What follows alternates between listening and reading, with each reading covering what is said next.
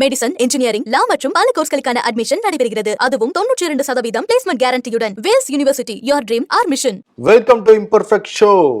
Okay, ஷோக்குள்ள போயிடலாம். Welcome to the imperfect show. தேர்தல் முடிவுகள்லாம் வெளியாயிட்டு இருக்கு. கடந்த ஒரு வருஷமா இந்த நாளுக்காக தான் எல்லாருமே வந்து காத்திருந்தோம். யார் கூட கூட்டணி அமைக்க போறாங்கிறது ஒரு பெரிய டாபிக்கா இருந்தது. ஒரு வழியா கூட்டணி அமைச்சாங்க. தேர்தல் பிரச்சாரம் அது வந்து ஒரு 7 கட்டங்களா நடந்தது. அப்புறம் தேர்தல் நடந்து முடிஞ்சுதாங்க. வன்முறையெல்லாம் வந்து நடந்தது. சில இடங்களில் கல்லோட்டம் போட்டாங்க. எது இப்படியே இன்னைக்கு வந்து முடிவுகள் காலையில் 8 மணிலேருந்து வெளியாகிக்கிட்டு இருக்கு. தமிழ்நாடு, இந்தியான்னு சொல்லிட்டு எல்லாருமே பரபரப்பாக தான் இருக்காங்க. நம்மளும் காலையிலேருந்து பரபரப்பாக இருக்கும். வீடு டிவியில் காலையிலேருந்து தொடர்ந்து லைவ் டெலிகாஸ்ட் பண்ணிட்டு இருக்கோம் நம்ம டீம். ஆமாம், இன்னொரு பக்கம் வந்து 400 சொல்லிட்டு இருந்தாங்க. 400 கண்ணில் காணமேங்கிற மாதிரி தான் இருக்குது பிஜேபிக்கு.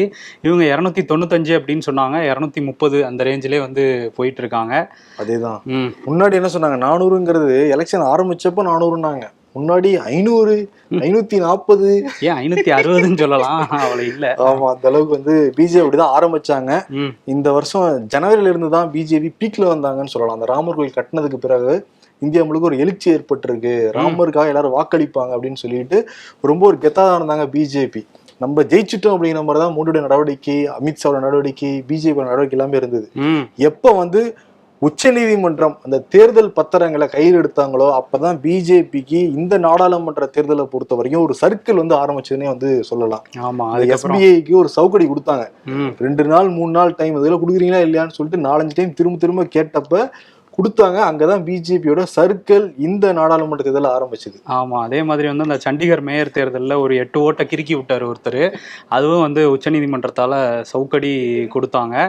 அதுக்கப்புறம் தொடர்ச்சியா அடுத்தடுத்து நிறைய விஷயங்கள், அவங்களுக்கு எதிரான விஷயங்கள் நடந்துட்டே இருந்தது. இந்த பக்கம் வந்து இந்தியா கூட்டணி சண்டையெல்லாம் முடிச்சு ஒரு மாதிரி அப்பதான் ஒன்று சேர ஆரம்பிச்சாங்க. அப்பயும் மம்தா மட்டும் நான் வெளியே இருந்த ஆதரவு அப்படின்லாம் சொல்லிட்டு இருந்தாங்க. இருந்தாலும் ஓவராலா வந்து ஒரு மாதிரி கூட்டணியா ஃபார்ம் ஆகி அந்த பிரச்சாரங்கள்லாம் ஈடுபட்டாங்க. ஆக்சுவலி இந்தியா கூட்டணியின் ஃபார்ம் ஆகிறதுக்கு முக்கியமான ஒரு ஆள் இருக்காரு. இன்னைக்கு அவருக்கு தான் ஒரு குடுமையா இருக்குன்னு சொல்லலாம். இந்தியா கூட்டணியும் சரி, இந்தியா கூட்டணியும் சரி. நிதிஷ்குமார் அவர் முதல்ல இந்தியா கூட்டணி தான் கூட்டணி வச்சிருந்தாரு. எந்த காலத்திலயும் நான் வந்து பிஜேபியோட கூட்டணி வைக்க மாட்டேன், மோடியோட சவாசம் வேணான்னு சொல்லிட்டு அவர் தான் எல்லா பக்கமும் பார்த்து ஒரு ஃபார்ம் பண்ணாரு. ஃபார்ம் பண்ணி கொடுத்துட்டு திருப்பி இந்தியா பக்கம் போயிட்டு அங்கேயும் மோடியை மேடையில வச்சுக்கிட்டு இனிமே என்னைக்குமே உங்க கூட்டணி விட்டு போக மாட்டேன்னு அவர்கிட்டயும் ஒரு சத்தியத்தை பண்ணிருக்காரு. மோடி அப்பயே சிரிச்சாரு அந்த மேடையிலேயே. இதெல்லாம் நம்புற மாதிரியா இருக்குன்னு. ஆமா, ஓகே. இந்த எலெக்ஷன் முதல்ல பிரச்சாரங்கள்ல ஒரு சினாப்சிஸ் மாதிரி பார்த்துருவோம். எலெக்ஷன் பிரச்சாரங்கள்ல இந்த சைடு பிஜேபி பாக்குறப்ப வெறுப்பு பிரச்சாரமா தான் இருந்ததுன்னு சொல்லிட்டு தேர்தல் நடுநிலையாளர்களுமே வந்து சொன்னாங்க. ஒரு இனவெறி பிரச்சாரம், மொழிவெறி பிரச்சாரம், மதவெறி பிரச்சாரமா இருந்ததுன்னு சொன்னாங்க. பிரதமர் மோடி முதல் கட்ட தேர்தல் நடக்கிறப்ப தமிழ்நாட்டில் அந்த மாதிரி டாப்பிக்ல அது எடுக்கவே கிடையாது. கட்சியத்தையும் மட்டும் எடுத்து வந்து பேசிக்கிட்டு இருந்தாரு. ஆனா 2ஆம் கட்டம் 3ஆம் கட்டம் போறப்ப ஊடுருவிட்டாங்க, ராமர்கள் இடிச்சிடுவாங்க, அந்த மாதிரி டாபிக் தான் நிறைய எடுத்து வந்து பேசிக்கிட்டு இருந்தாரு. அதெல்லாம் கை கொடுக்குன்னு நினைச்சாங்க. கை கொடுத்துருக்கா அப்படிங்கிறத இன்னைக்கான முடிவுகள் வந்து காட்டிக்கிட்டு இருக்கு நமக்கு. ஆமா, இன்னொரு பக்கம் இந்தியா கூட்டணியில இருந்து என்ன பிரச்சாரம் பண்ணாங்க அப்படின்னா, வேலை வாய்ப்பின்மை அதிகமா இருக்கு, வறுமை இருக்கு, மக்கள் கையில காசு இல்லை அப்படிங்கிறத முக்கியமா எடுத்துட்டு போனாங்க. அதே மாதிரி வந்து நிறைய திட்டங்கள் அறிவிச்சிருந்தாங்க. மகாலட்சுமி திட்டம் அப்படின்னு சொல்லி ஆண்டுக்கு 1 லட்சம் பெண்களுக்கு கிடைக்கும், இந்த மாதிரியான திட்டங்கள் வந்து அறிவிச்சிருந்தாங்க.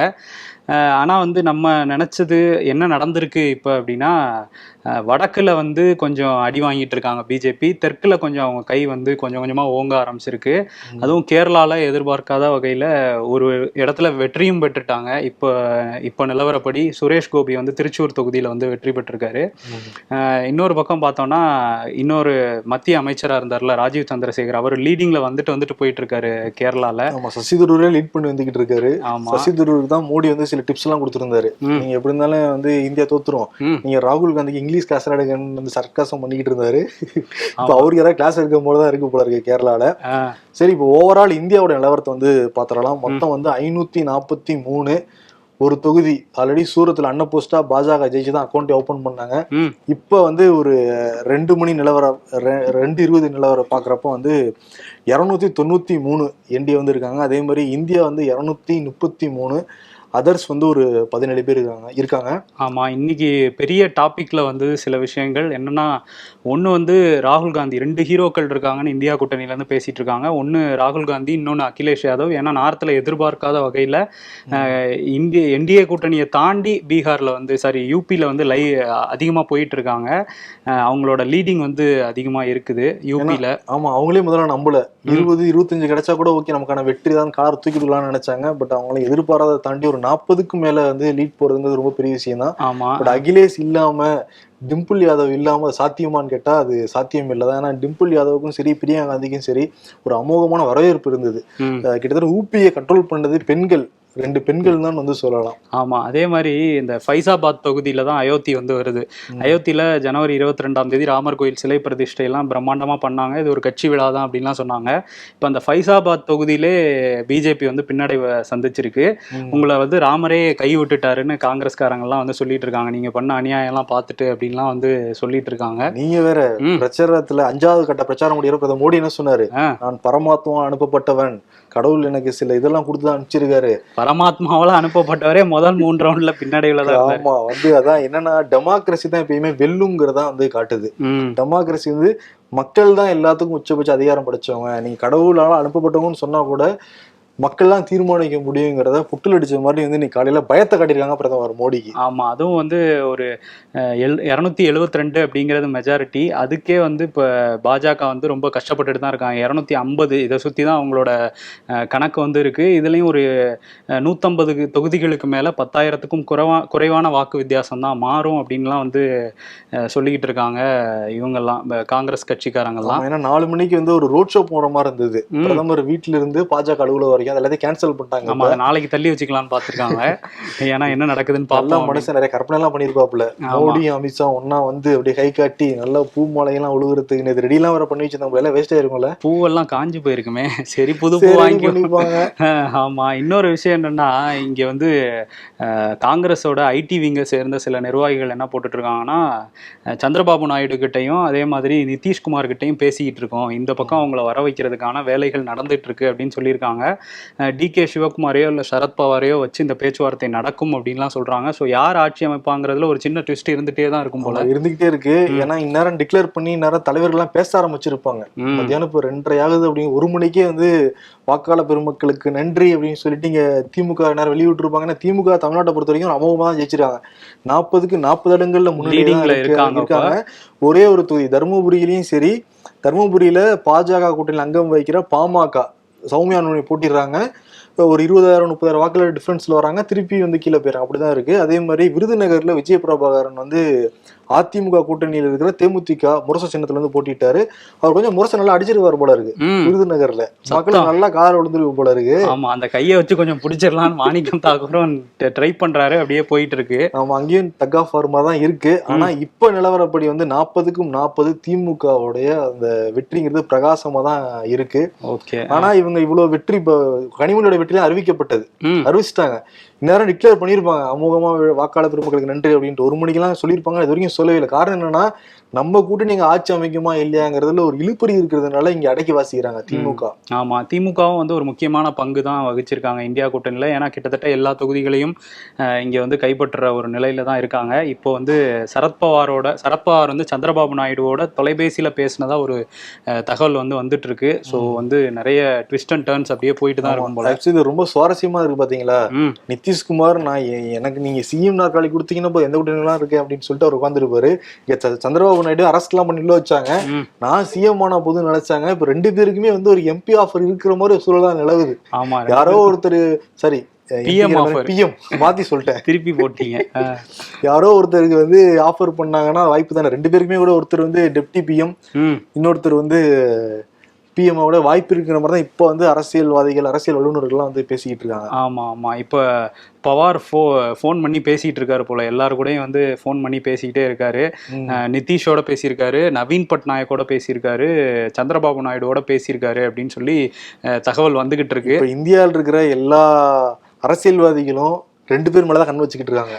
ஒருத்தர் நிதிஷ்குமார் அவர் என்ன பண்ண போறாரு அப்படின்னு, அதே மாதிரி அடுத்து சந்திரபாபு நாயுடு. ஆமா, அதை விட்டா நவீன் பட்நாயக்கும் பேசிட்டு இருக்காங்க.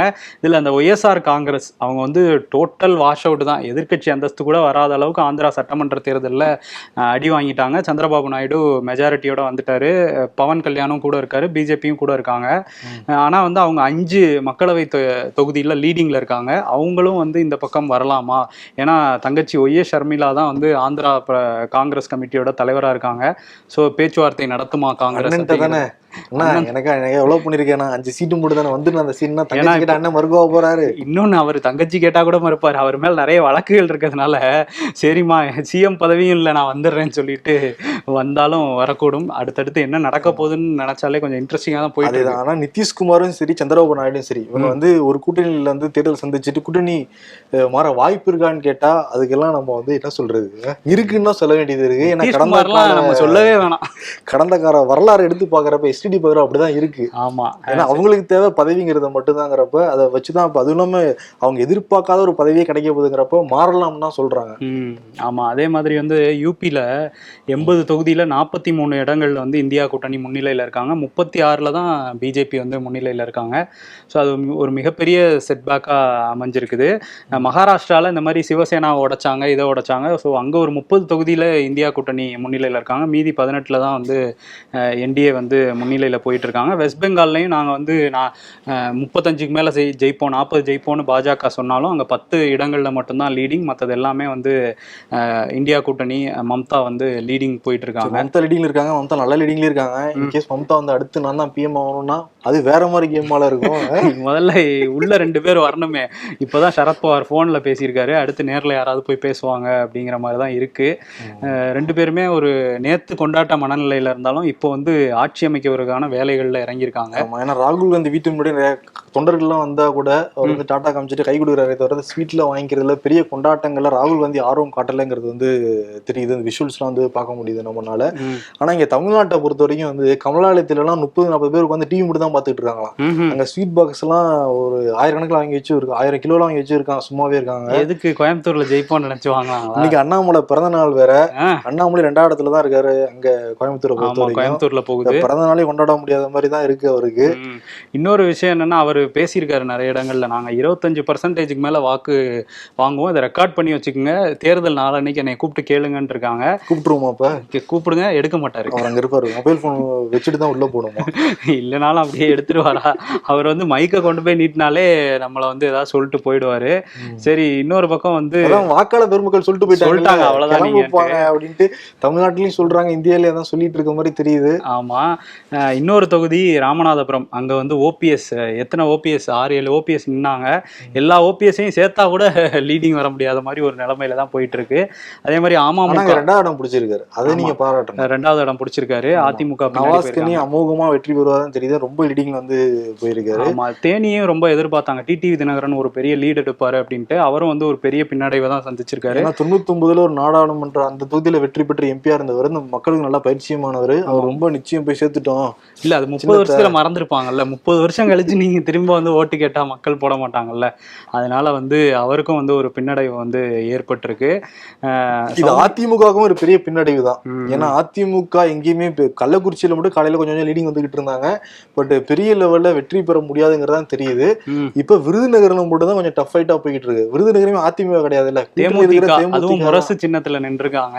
ஆமா, சோ வந்து ரெட்டையில ஒரு வெற்றி கூட இல்லங்கிறது மிகப்பெரிய ஒரு மைனஸ் பாயிண்டா எடப்பாடி. ஆனா எடப்பாடி என்ன யோசிக்கிறாருன்னா, நம்ம 2021 சட்டமன்ற தேர்தலை விட 1% அதிகமா வாங்கிட்டாலே நம்ம கண்ட்ரோல்ல கட்சி வந்துருச்சுன்னு அர்த்தம், எல்லாரும் நம்ம ஏத்துக்கிட்டாங்கன்னு அர்த்தம், மக்கள் நம்ம ஏத்துக்கிட்டாங்கன்னு அர்த்தம். அதனால அந்த 1% தான் முயற்சி பண்ணிட்டு இருக்காராம். ஓ, அந்த 1%க்கா? ஆனா 2 தொகுதியில வந்து நாம் தமிழர்லாம் லீடிங் எடுத்தாங்க அவங்களுக்கு. இப்போ வந்து 4வது இடத்துக்குலாம் போனாங்க சில தொகுதிகளில் ஏடிஎம்கேக்கு. ஸோ ஒரு சுய பரிசோதனை பண்ணிக்க வேண்டிய ஒரு காலகட்டத்தில் தான் ஏடிஎம்கே வந்து நிற்கிது இன்னைக்கு. அதே மாதிரி நாம் தமிழர் கட்சி பற்றி சொல்லி ஆகணும். நாம் தமிழர் கட்சி இன்னைக்கு காலையில் இந்த தபால் வாக்குகள் என்றப்ப பல தொகுதிகளில் 2ஆம் இடம்லாம் வந்தாங்க, 2ஆம் இடம் 3ஆம் இடம்லாம் வந்து பிடிச்சாங்க. ஆனால் ஒரு கணிசமான வாக்குகளை நாம் தமிழர் கட்சி வாங்கிட்டாங்கன்னு தெரியுது. இப்போ எலெக்ஷன் ரிசல்ட் வந்ததுக்கு பிறகுதான் அந்த கம்மியான ஓட்டுகள்ல நமக்கு தெரியும். அதுல பாக்குறப்ப உறுதியா நாம் தமிழர் வாக்குகள்லாம் வந்து பிரிச்சிருப்பாங்க, நம்மளால இப்பவே வந்து சொல்ல முடியும். ஆமா ஆமா, அதே மாதிரி வந்து டெல்லி அரவிந்த் கெஜ்ரிவாலை சிறையில வச்சுட்டாங்க, வெளியில வந்து பிரச்சாரம் பண்ணாரு. 7ல் ஒரு 2-3வது இந்தியா அடிச்சிரும், ஏன்னா முதல் முறையா நம்ம 2 பேரும் சேர்ந்து நிக்கிறோம் அப்படின்லாம் வந்து பேசிட்டு இருந்தாங்க காங்கிரஸும் ஆம் ஆத்மியும். பட் 7லையுமே வந்து பாஜக தான் லீடிங்ல இருக்காங்க. பீகார்ல தேஜஸ்வி யாதவ் மேல ஒரு பெரிய எதிர்பார்ப்பு இருந்தது. பட் அங்கேயுமே வந்து என்டிஏ கூட்டணி தான் வந்து முன்னணி எடுத்திருக்காங்க.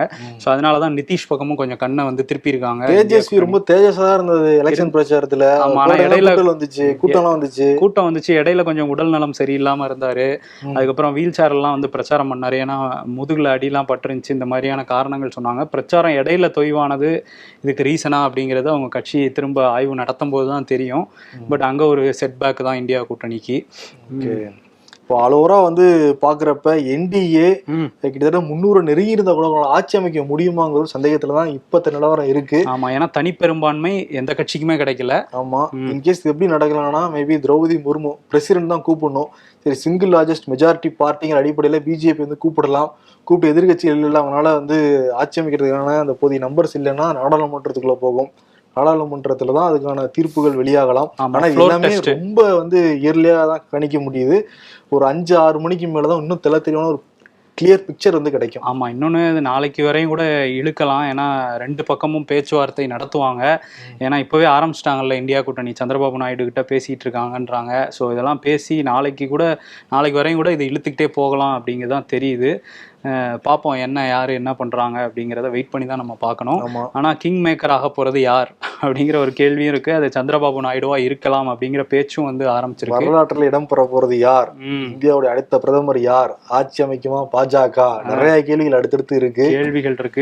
விடை தெரியறதுக்கு நம்ம கொஞ்சம் வெயிட் பண்ணி தான். கேஸ் பிஜேபி ஆட்சி அமைச்சால் கூட அதாவது பிஜேபி என்ன நினைப்பாங்க, நம்ம பார்ட்டி மெம்பர்ஸ் மட்டும் தான் வந்து அடுத்த அமைச்சர் ஆகணும்லாம் சொல்லுவாங்க. அதுக்கான வாய்ப்புகளும் இல்லாம போறதுக்கான வாய்ப்பு தான் இருக்கு. நம்ம கூட்டணி ஆட்சி அமைக்கிறதான வாய்ப்பு இருக்கு. ஆமா, ஏன்னா அவங்க நினைச்சதெல்லாம் வந்து ஈஸியா நிறைவேற்றிக்கிட்டு இருந்தாங்க நாடாளுமன்றத்துல. மக்களவையில ஈஸியா நிறைவேற்றினா கூட மாநிலங்களவையில கொஞ்சம் கஷ்டப்பட்டாலும் அதுக்கு வந்து யாரு ஒய்எஸ்ஆர் காங்கிரஸோட தலைவர் ஜெகன்மோகன் ரெட்டியும் நவீன் பட்நாயக்கும் தான் ஹெல்ப் பண்ணிட்டு இருந்தாங்க. இப்ப நவீன் பட்நாயக்கே காலி பண்ற அளவுக்கு ஒடிசால இவங்க வந்து அதிக சீட்டுகள் ஜெயிச்சுட்டாங்க பாஜக சட்டமன்ற தேர்தலில். அதனால அவரோட உதவியும் இனிமே இருக்க போறதில்ல. ஜெகன்மோகன் ரெட்டி அந்த அளவுக்கு ஜெயிக்கவும் இல்லை, அதனால அவரோட உதவியும் இனிமே இருக்க போறதில்ல. 4-5 வருது இல்லப்பா, வருது, இருந்தாலும் மாநிலங்களவையில வரணும்ல. அது வந்து இன்னொரு விஷயம் என்னன்னா, இவங்க நினைச்சதை பண்ணணும்னா இவங்களுக்கு சிங்கிள் மெஜாரிட்டி இருக்கணும். ஸோ அது இல்லாத பட்சத்தில் ஆட்சி அமைச்சாலும் அவங்க நினைச்சதெல்லாம் பண்ண முடியுமாங்கிறது ஒரு மிகப்பெரிய கொஸ்டின் மார்க்கு. ஸோ யார் ஆட்சி அமைக்க போறா, யார் பிரதமராக போறாங்கிறத நம்ம வெயிட் பண்ணி பார்ப்போம். விகடன் வெப் டிவில தொடர்ந்து வந்து அடுத்தது லைவ் டெலிகாஸ்ட் நடக்க தான் வந்து போகுது. தொடர்ந்து பார்த்து ஆதரவு கொடுங்க. அதே மாதிரி இம்பர்ஃபெக்ட் ஷோ அந்த IPS Plus அதுக்கும் உங்களுடைய ஆதரவு வந்து கொடுங்க. லிங்க் வந்து நாங்க டிஸ்கிரிப்ஷன்ல அந்த லைவ் கமெண்ட்ல எல்லாம் கொடுக்குறோம். அதே மாதிரி இம்பர்ஃபெக்ட் ஷோ வழக்கம் போல 7 மணிக்கு அவார்டோட ஃபுல் ஃபார்ம் ஒரு பேக்கேஜா வந்து இறங்கிடுறோம். ஆமா, ஆதரவு கொடுங்க. ஓகே, நன்றி, வணக்கம். நன்றி. மெடிசன், இன்ஜினியரிங், லா மற்றும் பல கோர்ஸ்களுக்கான அட்மிஷன் நடைபெறுகிறது. அதுவும் 92% பிளேஸ்மெண்ட் கேரண்டியுடன். Vels university, your dream our mission. மாணவர்களின் கனவே எங்கள் லட்சியம்.